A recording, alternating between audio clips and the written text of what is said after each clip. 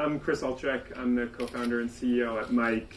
And for those who don't know us, our mission is to do journalism for change makers. Our journalism empowers our audience of 65 million monthly people to both make the world a better place and make their lives as meaningful as possible. At Mike, we also work closely with many leading brands on how to better connect with our audience. And at their best, we believe that companies can have a deep impact on making the world a better place. We also believe that companies that market honestly, truthfully, and lead with their values can build more meaningful customer relationships.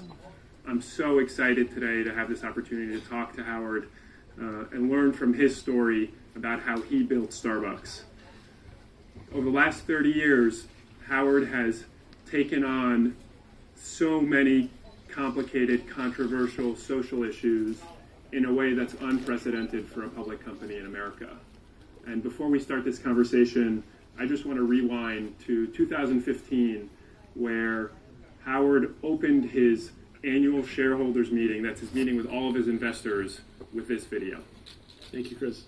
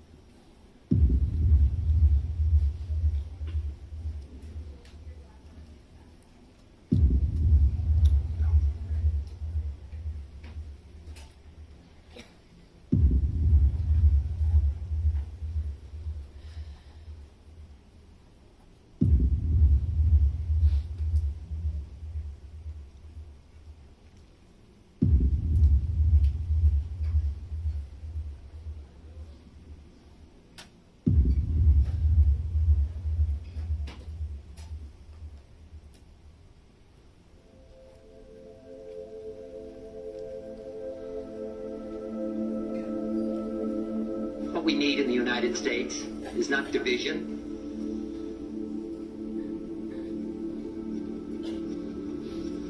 What we need in the United States is not hatred.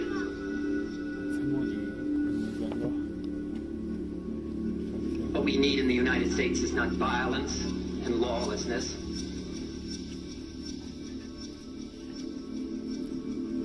But is love and wisdom and compassion toward one another.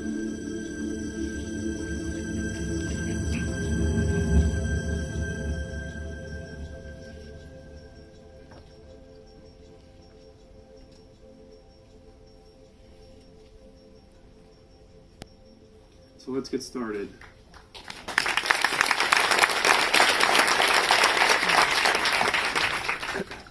Not every CEO has the courage to jump into these issues and talk about these things. Where does your passion for having an impact come from? Well, first off, thank you for having me, and thank you all for being here today. Interesting enough, watching that video, which is a year and a half old, it almost seems more relevant today in many ways than it did a year and a half ago, which I think is pretty sad. I think the answer to your question is, I think we have felt, and I have felt for many years, that the role and responsibility for a company, public or not, has changed. And observing the dysfunction and the polarization in Washington for many years and the lack of progress and lack of shared responsibility, we just began to feel like we have an opportunity, given our national footprint and the fact that we have stores in every community, to use our scale for good. And we started asking ourselves, how could we do that? I also think that the equity of the Starbucks brand gave us license to participate and raise the national conversation around issues that others perhaps would not get engaged in. And I would also say that from the very beginning, we decided that not every business decision should be or is an economic one.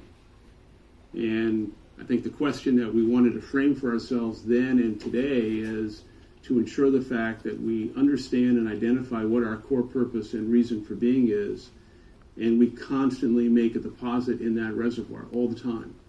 And I think trying to challenge the status quo in a way that is not politically driven, not based on vanity, but the fact remains that there's a great need to elevate the national conversation and national discourse on issues that unfortunately are not being discussed in the way that they should be. And I think given the last 6-7 months of this administration, being indifferent as a company or as a private citizen, to me is as evil as contributing to the vitriol and the hate and the fear and the division that is going on in the country.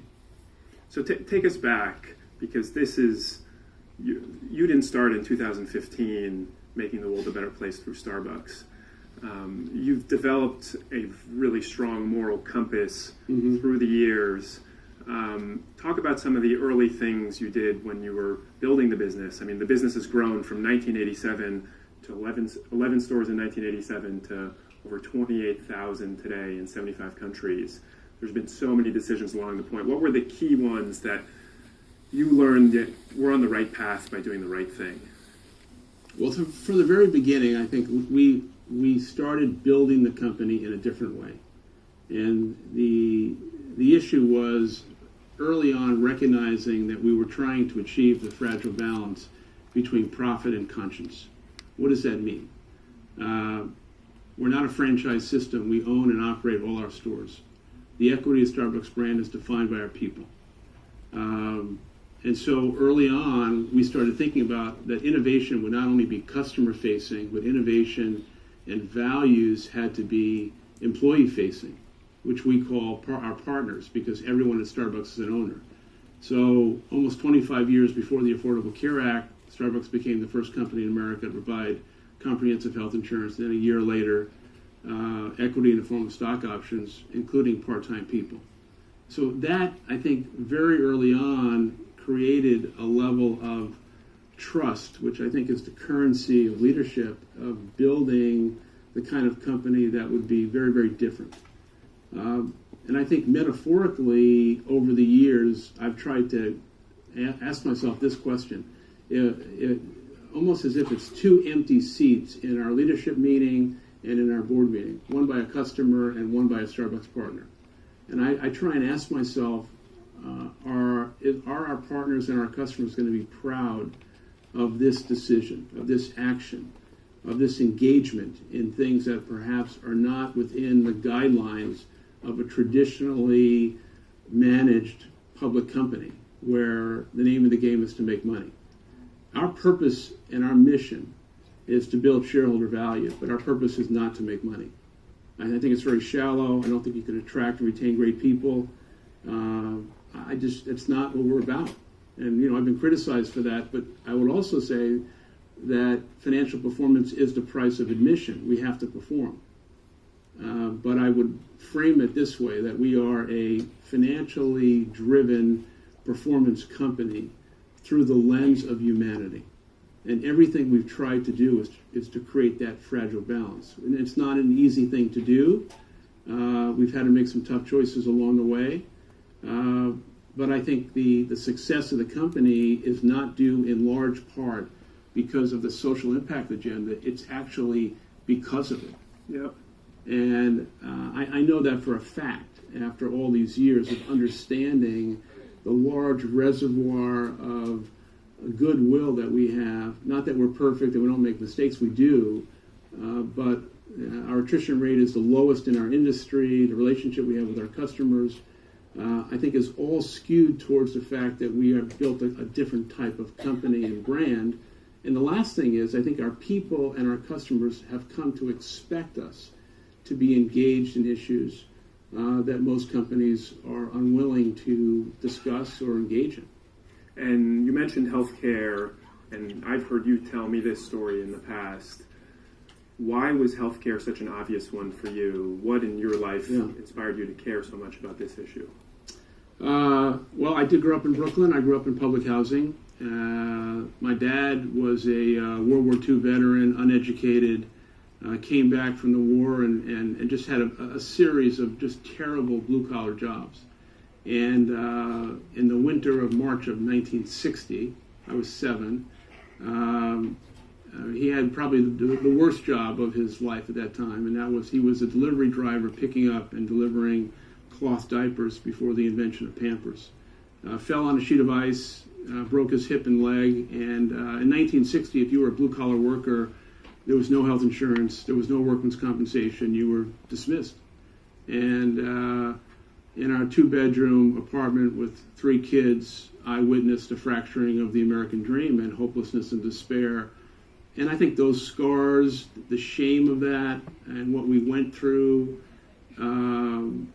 imprinted on me the need, if I was ever in a position to be part of an organization, an enterprise, or let alone build a company, I was going to do it in a way that would make my father proud.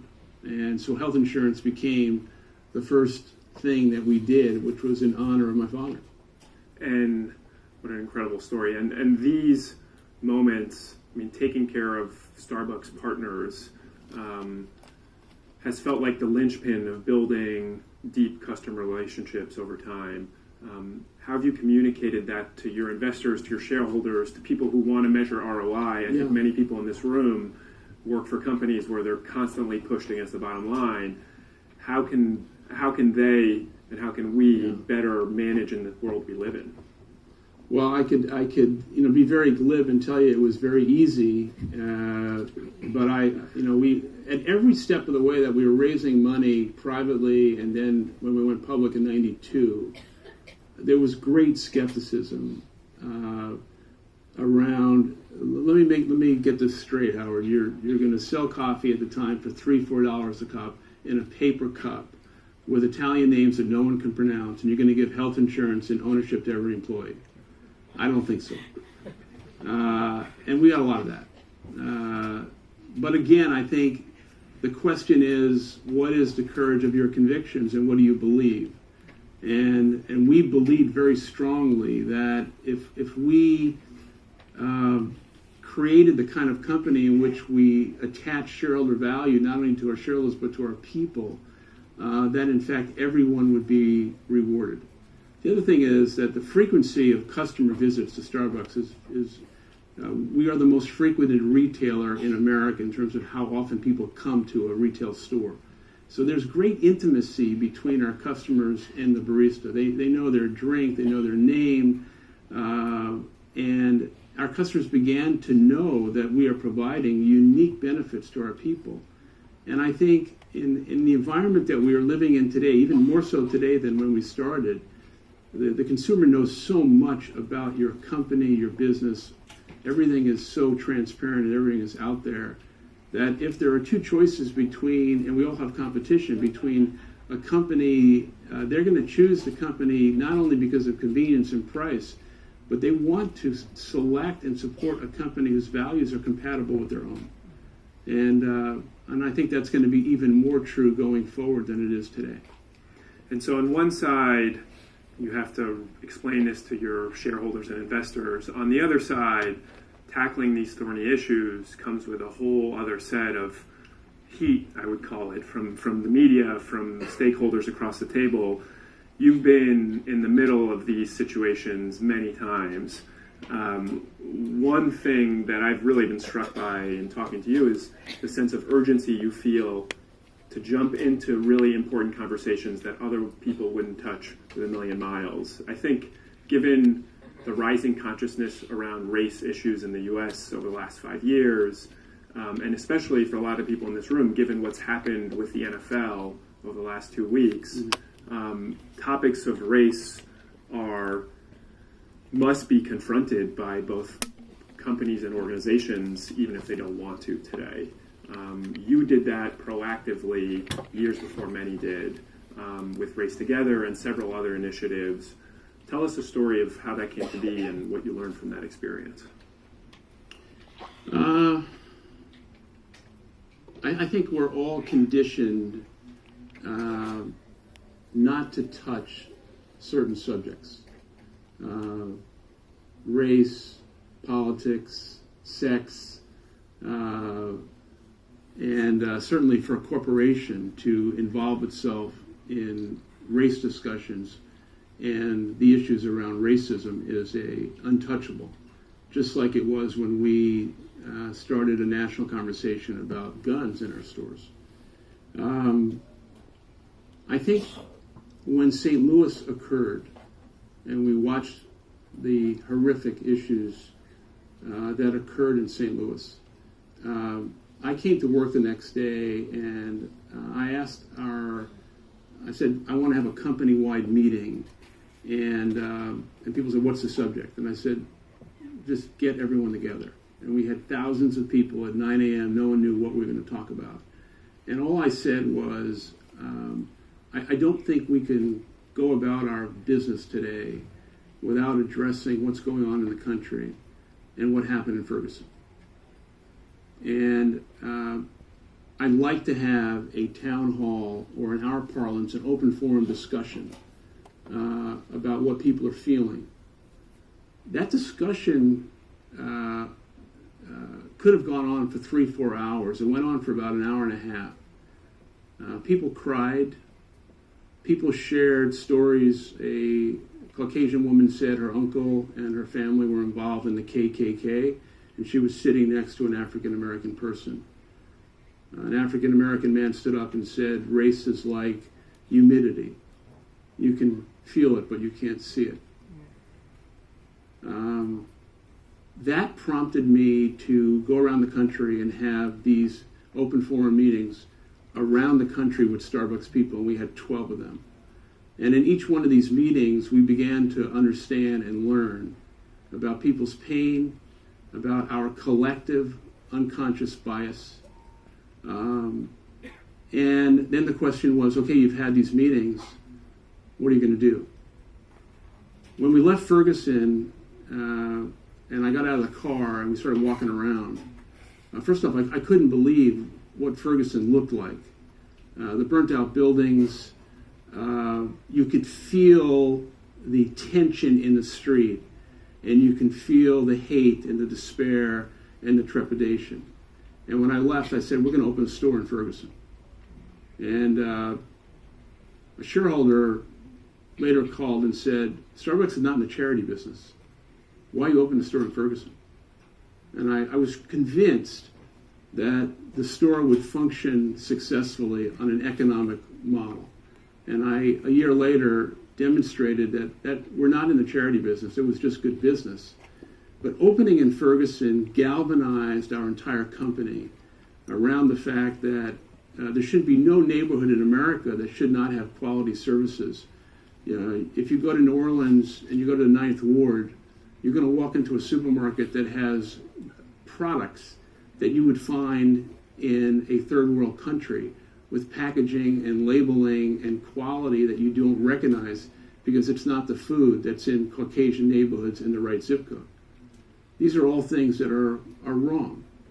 And so the opportunity, I think, was we had a board meeting, and I'm not embarrassed to tell you that in a board meeting with Senator Bradley, Secretary Gates, Melody Hobson, and others, the entire meeting was not about the economics of Starbucks or our strategy or our stock price or our market share or our market cap. It was one subject, and it was racism in America. And I was saying I felt compelled that we had to do something. And 3 people in that board meeting cried that day. And they cried with tears of incredible concern for what it means to be black in America. And a story was told in that meeting about how did you teach your son to drive a car? I was asked that. And I answered it in the most benign way. I mean, I showed him what to do, and I explained it. And he said, no, let me tell you what I told my son. I told my son that regardless of not if, but when you get stopped, the first thing you do is you hold on to that steering wheel and you don't get your hands off it until you have permission. And when I heard that story, you can't put your feet in the shoes of another person because you haven't lived their life experience. And that's when we decided that we had to do something. And within 48 hours, we executed a plan about trying to raise a national conversation with 100 million people a week about, we're better than this. We all know we're better than this. And I'm very proud of what we did. The media covered it in a way that it was a failure. Perhaps we didn't execute it perfectly.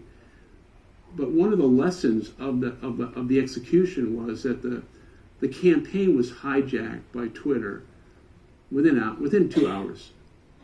And once we lost the narrative, we all knew we couldn't catch the wave. It was over.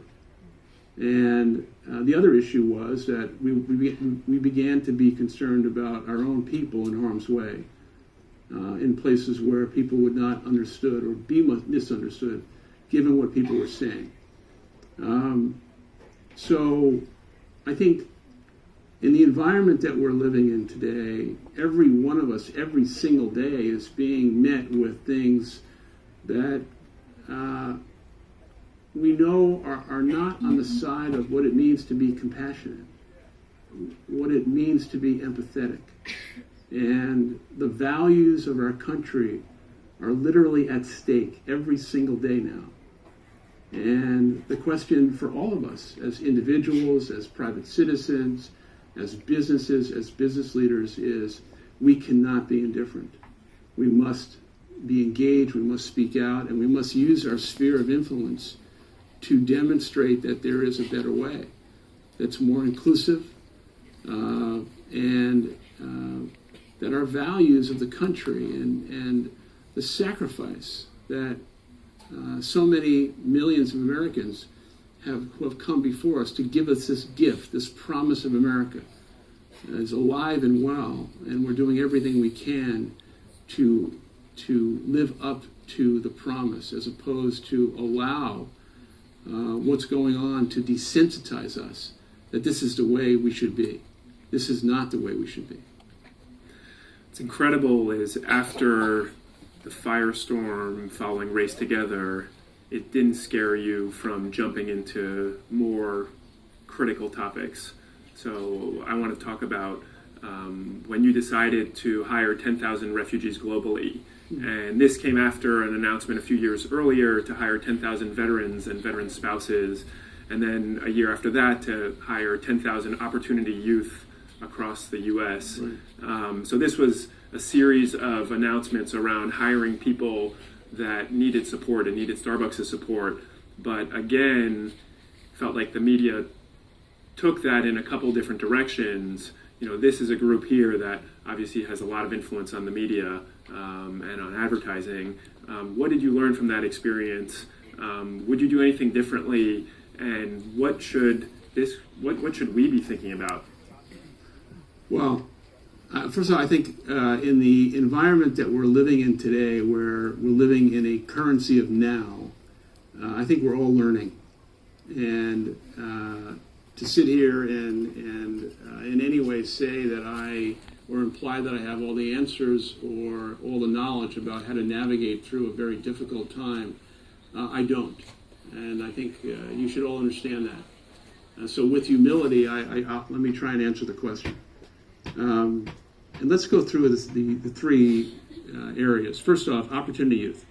There's roughly 5-6 million youth in America not in school, not in work, mostly African American, Latino. It's a tragedy. It's a tragedy because these are wonderful young people who just need an opportunity. And so we ourselves have hired almost 50,000. We've convened 40 other companies. We've had 6 job fairs. The last one was in D.C. last week. And we're going to digitize this. And so on every cell phone that a young person has, we'll be able to communicate opportunities to them about a job. And all we're trying to do is open up the door for a first job.